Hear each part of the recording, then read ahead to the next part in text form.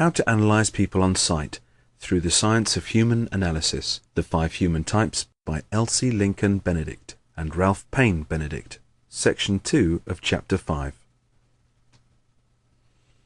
Section 12, Part 2 of Chapter 5. Is lost in chairs. The cerebral gets lost in the same chair that is itself lost under the large, spreading osseous, and for the same reason. Built for the average, chairs are much too large for the cerebral, as they are too small for the big bony man. So the cerebral's legs dangle and his arms don't reach. Dislikes social life. Though a most sympathetic friend, the cerebral does not make many friends and does not care for many. He is too abstract to add to the gaiety of social gatherings, for these are based on the enjoyment of the concrete.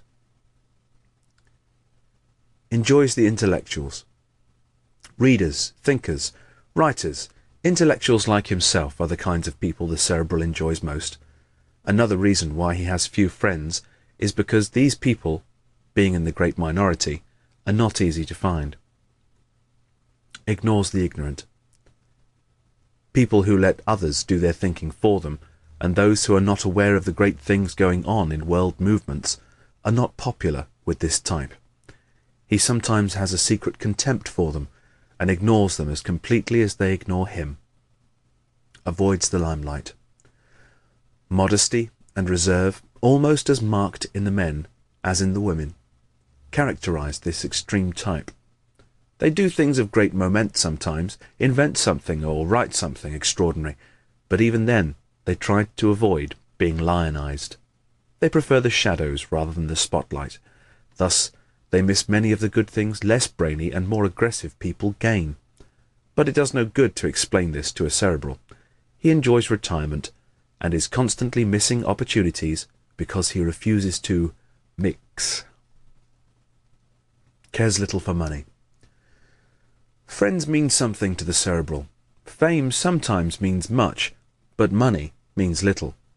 In this he is the exact opposite of the osseous, to whom the pecuniary advantages or disadvantages of a thing are always significant. The pure cerebral finds it difficult to interest himself in his finances. He seldom counts his change. He will go away from his room, leaving every cent he owns lying on the dresser, and then forget to lock the door. This type of person almost never asks for a raise. He is too busy dreaming dreams to plan what he will do in his old age. He prefers staying at the same job with congenial associates to finding another, even if it paid more. Very often poor. Since we get only what we go after in this world, it follows that the cerebral is often poor. To make money, one must want money. Competition for it is so keen that only those who want it badly and work with efficiency ever get very much of it.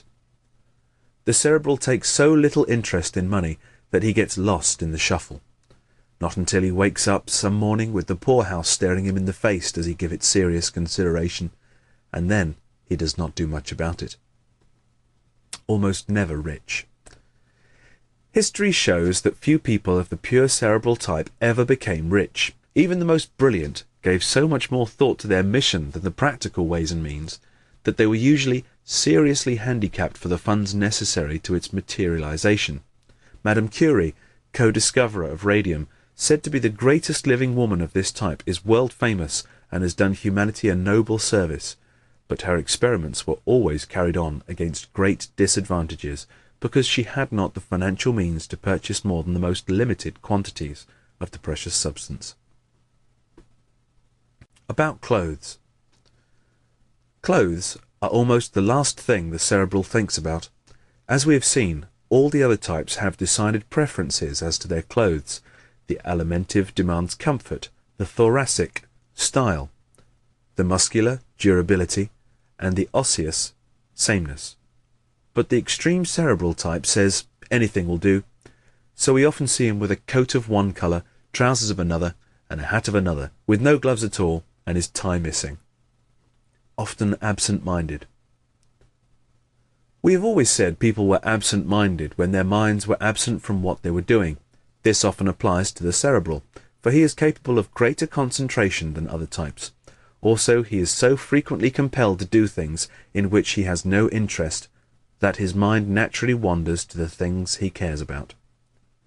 A cerebral professor, whom we know, sometimes appeared before his Harvard classes in bedroom slippers. A thoracic would not be likely to let his own brother catch him in his. Writes better than he talks. The poor talker sometimes surprises us by being a good writer. Such a one is usually of the cerebral type. He likes to think out every phrase of a thing and put it into just the right words before giving it to the world. So many a cerebral who does little talking outside his intimate circle does a good deal of surreptitious writing. It may be only the keeping of a diary, jotting down memoranda, or writing long letters to his friends, but he will write something. Some of the world's greatest ideas have come to light first in the forgotten manuscripts of people of this type who died without showing their writings to anyone. Evidently they did not consider them of sufficient importance, or did not care as much about publishing them as putting them down. An inveterate reader. Step into the reference rooms of your city library on a summer's day, and you will stand more chance of finding examples of this extreme type there than in any other spot. You may have thought these extreme types are difficult to locate, since the average American is a combination, but it is easy to find any of them if you look in the right places.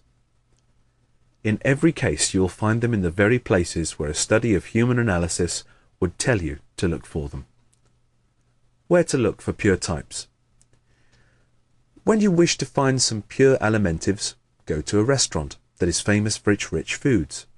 When you want to see several extreme thoracics, drop into any vaudeville show and take your choice from the actors or from the audience. When you are looking for pure musculars, go to a boxing match or a prize fight and you'll be surrounded by them. When looking for the osseous, attend a convention of expert accountants, bankers, lumbermen, hardware merchants, or pioneers. All these types appear in other places and in other vocations, but they are certain to be present in large numbers any day in any of the above-named places. But when you are looking for this interesting little extreme thinker type, you must go to a library. We specify the reference room of the library because those who search for fiction, newspapers, and magazines are not necessarily of the pure type, and we specify a day in summer rather than in winter, so that you will be able to select your subjects from amongst people who are there in spite of the weather rather than because of it. Interested in everything. I never saw a book without wanting to read it, said a cerebral friend to us the other day. This expresses the interest every person of this type has in the printed page. I never see a library without wishing I had time to go there and stay until I had read everything in it. The bookworm. So it is small wonder that such a one becomes known early in life as a bookworm. As a little child, he takes readily to reading and won't take to much else. Because we all learn quickly what we like, he is soon devouring books for older heads. Why won't he run and play like other children, wails mother, and that boy ought to be made to join the ball team, scolds father. But that boy continues to keep his nose in a book. He can talk on almost any subject when he will, and knows pretty well what is going on in the world at an age when other boys and girls are oblivious to everything but gymnasiums and girls. Old for his years. The little old man or little old woman of 10 is always a cerebral child. The alimentives are the babies of the race and never entirely grow up, no matter how many years they live. But the cerebral is born old. From infancy he shows more maturity than other children. The teacher's pet. His studiousness and tractableness lead to one reward in childhood, though it often costs him dear as a man. He usually becomes the teacher's favourite, and no wonder. He always has his lessons, he gives her little trouble, and is about all that keeps many a teacher at her poorly paid post. Little sense of time. The extreme cerebral often has a deficient sense of time. He is less conscious of the passage of the hours than any other type. The muscular and the osseous often have an almost uncanny time sense, but the extreme cerebral man often lacks it. Forgetting to wind his watch, or to consult it for hours when he does, is a familiar habit of this type. We know a bride in Detroit whose flat looked out on a bakery and a bookstore. She told us that she used to send her cerebral hubby across the street for the loaf of bread that was found lacking just as they were ready to sit down to dinner, only to wait hours and then have him come back with a book under his arm, no bread, and no realization of how long he had been gone. Inclined to the unorthodox. Other types tend to follow various religions according to the individual's upbringing, but the cerebral composes a large percentage of the unorthodox. The political reformer. Because all forms of personal combat are distasteful to him, the pure cerebral does not go out and fight for reform as often as the muscular, nor die for causes as often as the osseous types. But almost every cerebral believes in extreme reforms of one kind or another. He is comparatively silent, but faithful member of clubs, leagues, and other kinds of reform organization. He may never star in them, he seldom cares to, but his mite is always ready when subscriptions are taken, even if he has to go without breakfast for a week to make up for it. This type is usually sufficiently intelligent to know the world needs reforming, and sufficiently conscientious to want to help to do it. He is not bound by traditions or customs as much as other types, but does more of his own thinking. Without the foresight and faithfulness of the cerebrals, very few reforms could have started, or have lived to finish. The social nonconformist. Ask any small-bodied, large-headed man if he believes in the double standard of morals, anti-suffrage, eternal punishment, saloons, or the 400. This little man with the big head may not openly challenge you or argue with you when you stand up for things as they are, for he is a peaceable chap, but he inwardly smiles or sneers at what he considers your troglodyte ideas. He sees a day coming when babies will be named for their fathers, whether the minister officiated or not, when the man who talks about the good old days of a wide-open saloon on every corner will himself be a hazy myth, and when society idlers will not be considered better than people who earn their livings. The world's pathfinder. The cerebral, therefore, leads the world in ideas. The world is managed by fat men, entertained by florid men, built by muscular men, opposed by bony men. But it is improved in the final analysis by its thinking men. These thinkers have a difficult time of it. They preach to deaf ears, and often they die in poverty. But at last posterity comes around to their way of thinking, abandons the old ruts, and follows the trails they have blazed. Therefore, many great thinkers who were unknown while alive became famous after death. More often than not, fame is the food of the tomb. Indifference to surroundings.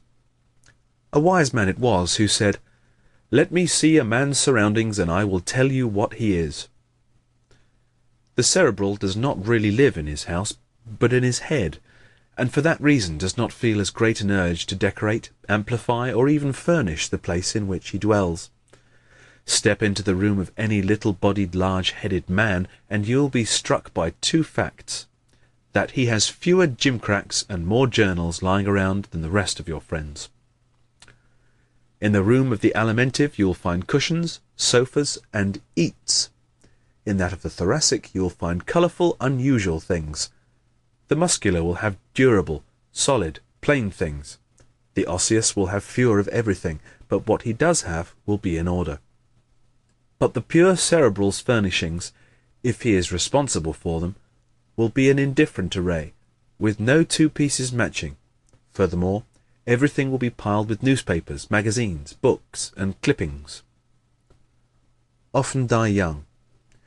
The good die young is an old saying which may or may not be true, but there is no doubt that the extreme cerebral type of individual often dies at an early age. The reason is clear. An efficient but controlled assimilative system is the first requisite for long life, and the pure cerebral does not have an efficient one. Moreover, he is prone to neglect what nutritive mechanism he does have by irregular eating, by being too poor to afford wholesome foods, and by forgetting to eat at all. Physical assets. By reason of his deficient physicality, the cerebral cannot be said to possess any decided physical assets. But two tendencies which help decidedly to prolong life are undereating and his refusal to dissipate. It's been said many times by the best-known experts that more deaths are caused annually in America by overeating than by any other two causes. Undereating is a very necessary precaution, but the cerebral carries it too far. The cerebral, lacking a large alimentary system, is not tempted to overload his stomach or overtax his vital organs, and because he is a highly evolved type, possessing little of the instincts which are at the bottom of most dissipation, he is not addicted to late hours, wine, women, or excitement. Diseases he is most susceptible to. Nervous diseases of all kind most frequently afflict this type. His nervous system is supersensitive. It breaks down more easily and more completely than that of more elemental types, just as a high-powered car is more easily wrecked than a truck. Music he likes. Highbrow music is kept alive mostly by highbrows. While the other types cultivate a taste for the grand opera or simulate it because it is supposedly proper, the cerebral really enjoys it. In the top gallery at any good concert you will find many cerebrals. Entertainment he prefers. The serious drama and education lectures are other favourite entertainments of the cerebral. He cares little for vaudeville, girl shows, or claptrap farces. The kind of programme that keeps the fat man's smile spread from ear to ear takes the cerebral to the box office for his money. A steady patron at the movies. The cerebral goes to the movies more than any other type save the fat man, but not for the same reasons. The large-brained, small-bodied man cares nothing for most of the recreations with which the other types amuse themselves, so the theatre is almost his only diversion. It is oftentimes the only kind of entertainment within the reach of his purse, and it deals with many different subjects, in almost all of which the pure cerebral has some interest. Don't laugh at same things. But if you'll notice next time you go to a movie, it will be clear to you that the fat people and the large-headed people do not laugh at the same things. The pie-throwing and cutie coquette that convulse the 200-pounder fail to so much as turn up the corners of the other man's mouth. And the subtle things that amuse the cerebral go over the heads of the pure alimentives. Cares for no sports. But the fat man and the large-brained man have one trait in common. Neither of them cares for strenuous sports. The fat man dislikes them because he is too heavy on his feet. The cerebral dislikes them because he is too heavy at the opposite extremity. He expends what little energy he has in mental activities, so has none left for violent physical exertion. Likes mental games. This type enjoys quiet games requiring thought. Chess and checkers are favourites with them. The impersonal. The cerebral is the most impersonal of all types. While the alimentive tends to measure everything from the standpoint of what it can do for him personally, the cerebral tends to think more impersonally and to be interested in many things outside of his own affairs. Lacks pugnacity.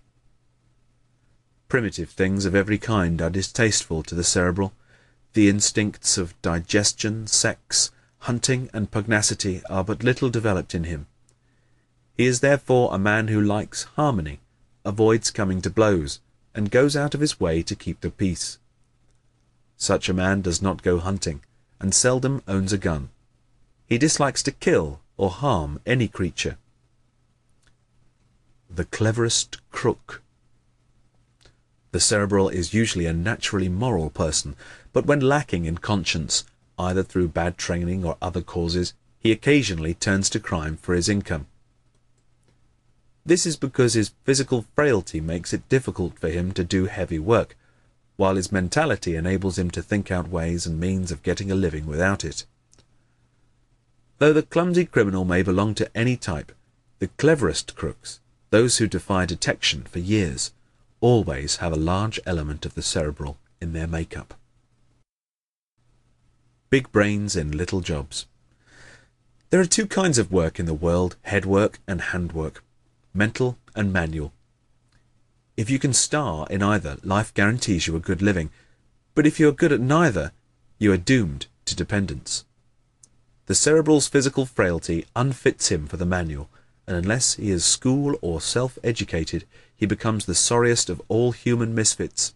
He fails between the two and leads a precarious existence, working in the lighter indoor positions requiring the least mentality. If you will keep your eyes open, you will many times note that the little waiter in the high-class restaurant or hotel has a head very large for his body.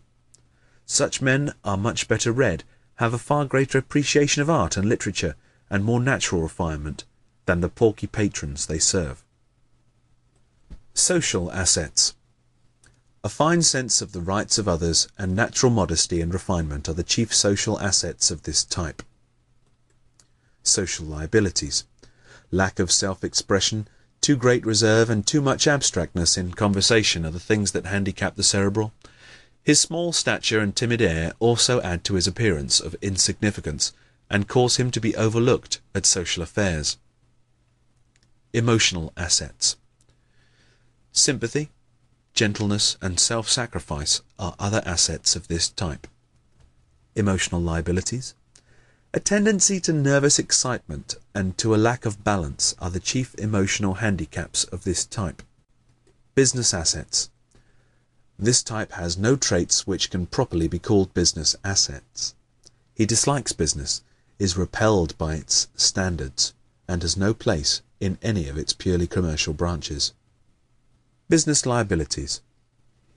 His inability to keep his feet on the ground and his tendency to live in the clouds and to be generally impractical unfit this type for business life. Domestic strength. Tenderness, consideration, and idealism are the chief domestic assets of the cerebral type. Domestic weakness. Inability to provide for his family, incapacity for making money necessary to meet their needs, and his tendency to spend the little he does have on impossible schemes are what wreck the domestic life of many splendid cerebral men. Her inability to make $1 to do the work of two is a serious handicap to the cerebral wife or mother. Should aim at. This man should aim at building up his body and practicalizing his mental processes. Should avoid. The cerebral should avoid shallow, ignorant people, speculation, and those situations that carry him farther away from the real world. His strong points. His thinking, capacity, progressiveness, unselfishness, and highly civilized instincts are the strongest points of this type. His weakest points, impracticality, dreaminess, physical frailty, and his tendency to plan without doing are the traits which stand in the way of his success. How to deal with this type socially. Don't expect him to be a social lion. Don't expect him to mingle with many.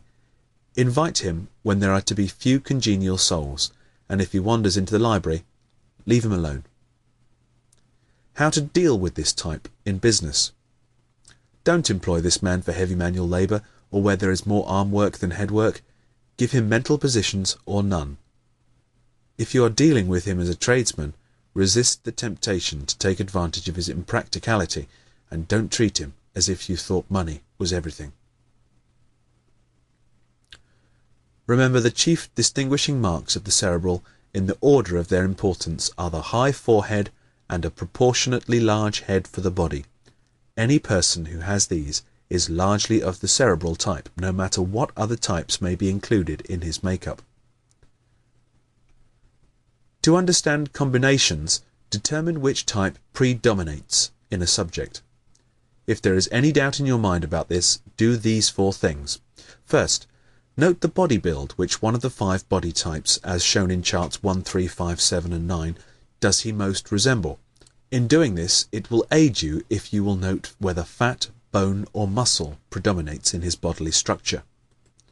Second, decide which of the 5 typical faces his face most resembles. Third, decide which of the 5 typical hands his hands most resemble. Fourth, if still undecided, note his voice, gestures, and movements, and they will leave no doubt in your mind as to which of these types comes first and which second. Having decided which type predominates and which is second to him, the significance of this combination is made clear to you by the following law. Law of combination. The type predominating in a person determines what he does throughout his life, the nature of his main activities.